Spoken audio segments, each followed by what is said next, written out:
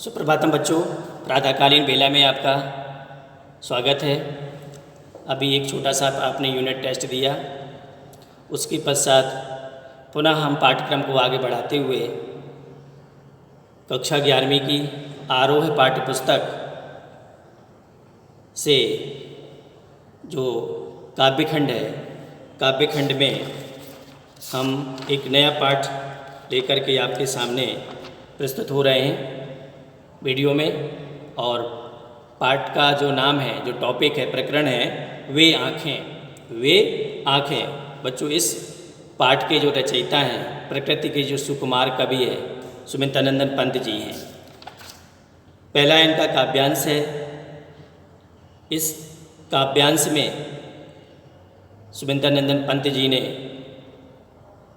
किसानों की दुर्दशा का चित्रण करते हुए बड़ा ही मार्मिक उदाहरण प्रस्तुत किया है।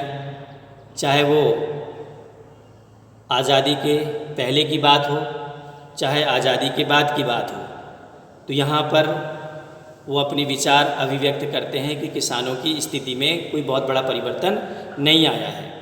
पहले पद्य काव्यांश में हम देखेंगे, वो कह रहे, अंधकार की गुहा सरीखी उन आँखों से डरता है मन, भरा दूर तक उनमें दारुण दैन्य दुख का नीरो रोदन, वह स्वाधीन किसान रहा अभिमान भरा आँखों में इसका, छोड़ उसे मझधार आज संसार कगार सदृश बैखिसका।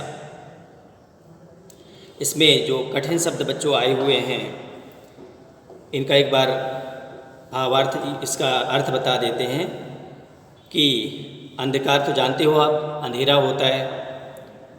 गुहा सरीखी, गुहा सरीखी का मतलब होता है गुफा जैसी, जिसको इंग्लिश में बोलते हैं, क्या बोलते हैं बच्चों? केव। गुहा सरीखी, डरता है मन, भयभीत है, भरा दूर तक उनमें दारुण, दारुण अर्थात बहुत वेदना भरा हुआ, अत्यधिक कष्ट भरा हुआ।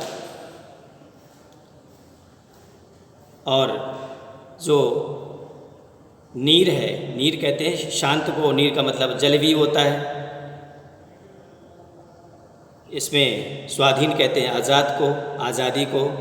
मझधार कहते हैं बीच धार में, जैसे धारा के इधर, धारा के उधर, बीच में मझधार, अर्थात जीवन के बीच अवस्था में।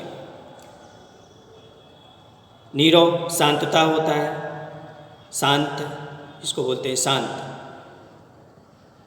इसका भावार्थ देखेंगे, अंधकार की गुहा सरीखी उन आँखों से डरता है मन। कवि का एक बार मन, उनकी दृष्टि किसान के ऊपर जाती है और किसान की शक्ल को देखता है, किसान के चेहरे को पढ़ता है, तो देखता है कि जो किसान की जो आँखें हैं, कभी किसान की आँखों में उजाला, उत्साह, उमंग और जोश से भरी हुई होती थी। आज जो किसानों की जो आँखें हैं, वो एक उसकी आँखें अंदर अंदर घुस गई हैं, अर्थात वो ऐसा लगता है जैसे कि कोई एक गुफा हो। और कैसी गुफा? वो डरावनी गुफा, जिसको देख करके डर लगता है। मन भरा दूर तक उनमें दारुण, किसान की आँखों को देख करके लगता है कि उनकी जो आँखें हैं वो बहुत ही कष्ट से भरी हुई हैं। दैन दुख का नीरो रोदन, और उनके हृदय से दीनता, दुख के जो आंसू हैं वो बह रहे हैं। दैन दुख का नीरो रोदन, वह स्वाधीन किसान रहा अभिमान भरा आँखों में इसका, कि अब हम स्वतंत्र हो गए हैं, हमारे देश के किसानों की जो दुर्दशा है उसमें परिवर्तन आएगा, किसान हमारा खुशहाल होगा, अच्छे से जीवन यापन करेगा। इस बात की खुशहाली थी कि हमारा अब किसान समृद्ध हो जाएगा जब हमारा देश आज़ाद हुआ। लेकिन नहीं, जैसे पहली स्थिति थी वही स्थिति आज भी है।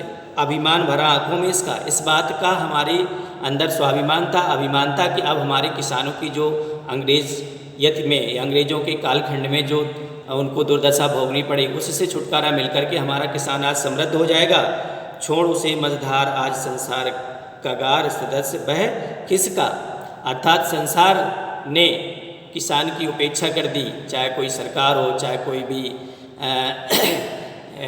कोई विकास योजनाएं हो, लेकिन किसान को पीछे छोड़ करके, किसान को बीच मझधार में छोड़ करके देश आगे तरक्की में तो बढ़ गया, लेकिन जो हमारा किसान है जहाँ था पहले, आज भी उसी स्थिति में खड़ा हुआ है। तो इस काव्यांश में बच्चों पंत जी ने किसानों की वास्तविक सच्चाई का चित्रण करते हुए अपनी हृदय की वेदना को प्रकट किया है। तो इस काव्यांश को पढ़िए, समझिए, और निश्चित रूप से कहीं कोई परेशानी हो तो आप फ़ोन करके आप अपना भावार्थ समझ सकते हैं, पूछ सकते हैं अपनी परेशानी को। बहुत बहुत धन्यवाद। आज के वीडियो में इतना ही।